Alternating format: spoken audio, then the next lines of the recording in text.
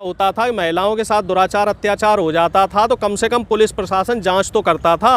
अब पुलिस प्रशासन अपराधियों को बचाने में लगा रहता है। राहुल गांधी बड़े तिलमिला रहे हैं, महिलाओं को सम्मान नहीं मिल रहा, बिल्कुल भी न्याय नहीं मिल रहा। मोदी जी बोल रहे हैं ना सब बढ़िया चल रहा है महिलाओं के लिए, तो क्या क्या पॉलिसी निकाल दी उन्होंने? अब हमें आप 10 पॉलिसी बता दो जी। 10 साल में ये 10 पॉलिसी महिलाओं के लिए निकाली गई। 2014 की बात कर लो, मोदी जी कह रहे थे कि जो महिलाओं पे अत्याचार हो रहा है वो कम हो जाएगा।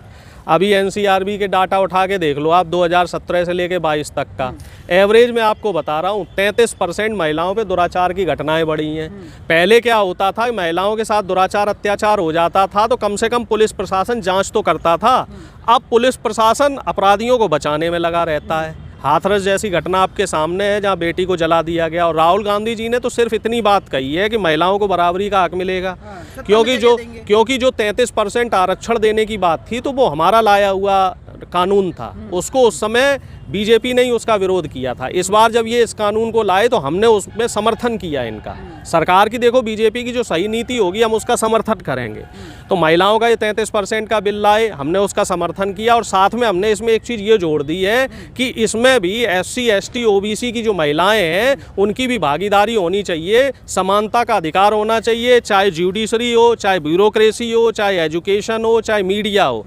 जो तमाम मुख्य जगह हैं हमारे देश की और जो तमाम साधन संसाधन है, इन तमाम जगहों पे महिलाओं की सुनिश्चिति की जाए, उनका एक कोटा सुनिश्चित किया जाए। और इवन अभी तो कुछ चीज़ें ऐसी भी पड़ रही हैं कि कृषि क्षेत्र में भी महिलाओं को बराबरी का अधिकार दिया जाएगा। साथ ही प्राइवेट सेक्टर में भी हमारे मैनिफेस्टो में ये पॉइंट डाल रहे हैं कि अगर हमारी सरकार आती है तो प्राइवेट सेक्टर में भी 33% महिलाओं की भागीदारी रहेगी, जिसमें दलित, पिछड़े और आदिवासी और माइनॉरिटी की महिलाओं को हिस्सेदारी दी जाएगी। राहुल गांधी कह रहे हैं कि जो शक्तिकरण है महिलाओं का बहुत जरूरी है। स्मृति ईरानी है नेता, लेकिन महिलाओं की मणिपुर हो जाता है। स्मृति ईरानी जी संदेश खली पे तो बोल रही हैं, लेकिन जब मणिपुर होता है, हाथरस जैसी घटना होती है, उस पर नहीं बोलती।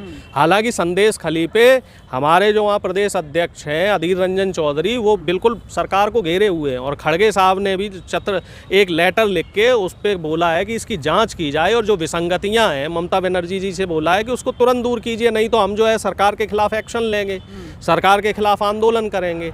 हमारे यहाँ तो क्या है, जो गलत है वो गलत है और सही है वो सही है। और निश्चित तौर पे महिलाओं को जो दर्जा मिलना चाहिए था, जो स्थिति, जो सुधार महिलाओं की स्थिति में होना चाहिए था, पिछले 10 साल में नहीं हुआ है।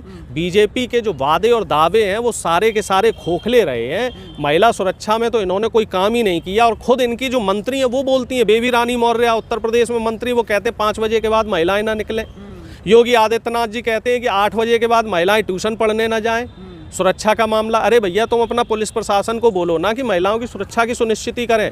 बहन बेटियों को आप जो है घर के अंदर रखोगे। राहुल गांधी ने संकल्प ले लिया कि महिलाओं को बढ़ाऊंगा, मेरे 5 न्याय में से एक है। देखो राहुल जी के जो 5 न्याय है उसमें से एक युवाओं के लिए, एक महिलाओं के लिए, किसानों के लिए, बेरोजगारों के लिए है, और इसमें प्रमुखता पे महिलाएं ही हैं। क्योंकि नारी जो है वो देश की दिशा दशा को बनाते हैं। एक नारी जब सशक्त होगी तो वो पूरा परिवार सशक्त होगा। परिवार में जो उसके बच्चे हैं, उसके भाई हैं, पति हैं, बाप हैं और रिश्तेदार हैं, तो वो सब सशक्त होंगे। और घर की नारी अगर कमज़ोर रहेगी तो कहीं ना कहीं वो घर भी कमज़ोर होगा। हमें रानी लक्ष्मीबाई से सीखना चाहिए, अवंतीबाई लोधी से सीखना चाहिए, ज्योतिबाबाई फुल्ले से सीखना चाहिए कि अगर ये लोग समाज में जागृति नहीं लाते तो कहीं ना कहीं महिलाओं को वो दर्जा और वो सम्मान नहीं मिल पाता। और इसी मुहिम को राहुल गांधी जी भारत जोड़ो न्याय यात्रा के जरिए आगे बढ़ा रहे हैं। लेकिन कैसे देखते हैं जिस तरीके से विधायकों की तोड़ फरोख हो रही है, कितना गठबंधन कमजोर हो रहा है और गठबंधन इससे मजबूत हो रहा है। देखिए हीरा जो होता है ना वो पहले तपता है, तो हीरे का भी ये तपने का समय है। और बीजेपी जितना ज़्यादा हमें तपाएगी, हमें प्रताड़ित करेगी तो हम उतने ही मजबूत हो जाएंगी। हमारी जो इच्छा शक्ति है वो उतनी मजबूत होकर निकलेगी।